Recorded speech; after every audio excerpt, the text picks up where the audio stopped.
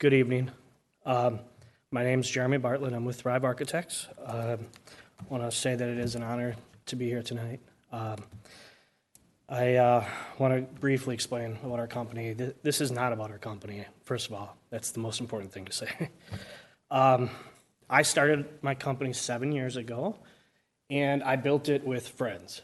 And we are in the community. We're on South Street. We're 1 block away from the tragedy. And I could say, I share with everyone the emotion, first the shock, and I think the reality of walking through the police line the next morning to get to our office. I just want to say that I think from that day on, we all thought about ways that we could pick the community up. And this isn't about being unhappy forever, right? This is about taking something that was terrible, but turning it into something positive. And so today, that's what we're here to do. Today, we're here to present something that I believe responds to the community and can be something that we all can look at and say, this is what we felt, and this is how we're going to move forward.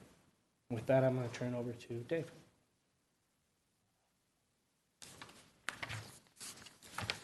Okay, so my name's Dave Rashka. I'm also part of the Thrive team. So briefly here, we'll just talk about locations. So we did talk about, we spent a lot of time in our office trying to figure out what would make sense along Main Street, trying to plan for the best spot for where a memorial would be appropriate. Obviously, there's a lot of businesses and a lot of current urban fabric that happens on Main Street. So it's tricky finding the right location. We looked at potentially the couple of alleys that are adjacent to Main Street, and again, some of the other spots. But where we settled on was at the 5 Points intersection, which is circled there on the map. We felt that that was the most appropriate space, and as you'll see in some of the further renderings, they do have kind of a large public outdoor space around the existing cafe. Most of the cafe use happens on the kind of the south side, and so we've chosen to place our memorial more on the north side, where it hopefully doesn't disrupt the existing commotion and life that happens on Main Street. So what you're seeing here are a couple of sketches. Our first submittal was for the Greedy Park, the larger memorial, and we did want to put together a concept for Main Street. As you'll see later, our Greedy Park Memorial is based around 6 individual ribbons that kind of weave together to form this heart that again represents the unity and bringing the community back together. And so what you're seeing are some sketches here of how do we make a smaller scale version of that and how do we integrate it into Main Street. And so again, what you'll see in the next images are, again, taking this idea of this ribbon that would weave together to form the heart, which was such a strong symbol after the event with the Waukesha Strong and the imagery we saw there. We can go to the next slide here. Yeah, so this is the first image where you can really see what we're proposing for the memorial. And again, we did try to cite it here so you can get an idea of context. Again, the plaza space, or the small sidewalk space around in front of the Guitars for Life, seemed to be the largest space where we could place this and not disrupt what's happening on Main Street already. This also gives you a sense of scale and some imagery of what we envision for this. So what you're seeing here is these metal ribbons that kind of weave together to form a heart at the top. We're wrapping that in a kind of a concrete frame. The concrete represents a strength and stability that kind of comes after the mourning and the grief. And just to give you a sense of scale here, so this is, again, you can see the people, but this would be about 4 foot by 7 foot. So it's similar in size and scale as some of the other sculptural work that's already around downtown. So here we're just taking a step back, a little bit different view, but again, it shows you where on the right side is the space that Guitar for Life typically uses, where they have their live music and the outdoor seating. We push this over onto the left side where it's a little bit less used, but it's still very prominent. It's right on Main Street, so it gives a good visibility. This seemed like a good fit for where we wanted it and what we wanted to try and illustrate with it. I think at that point, I'm going to hand it over to Angie if you want to get into some of the key elements. Mm-hmm. Thank you. All right, so our first element is very obvious, the Waukesha Strong. We wanted to really tie this back to that heart that we saw in everybody's windows following the tragedy.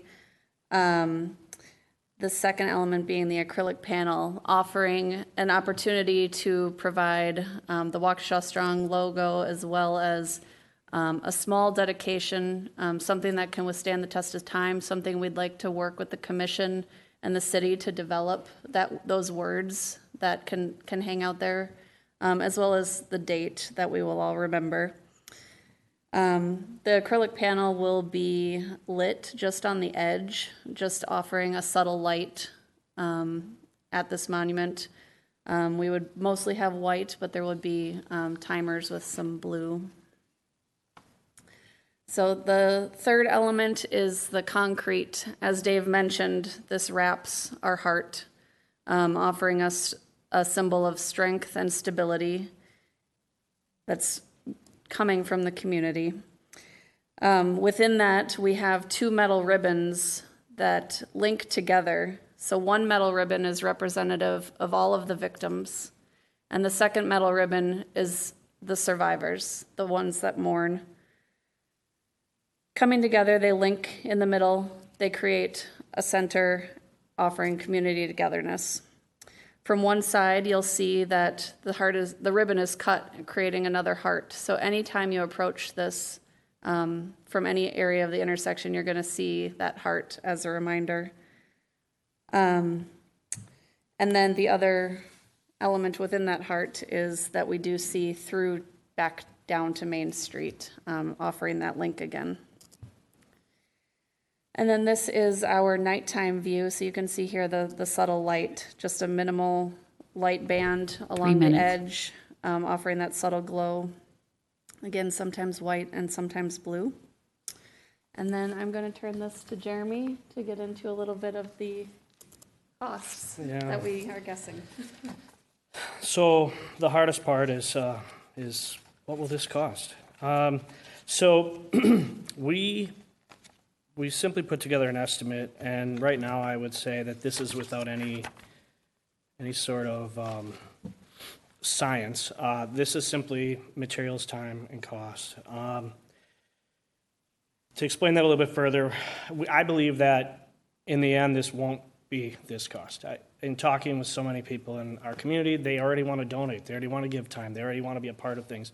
And in talking with some of our designers, such as landscape architects and civil engineers, they want to give back as well. And so in the end, we want to go through the process to figure out what the true costs would be, but I think that we're going to see a huge amount of community response to this. And so you look at the fee and take it for what it is, but to me it's simply a request right now that you asked.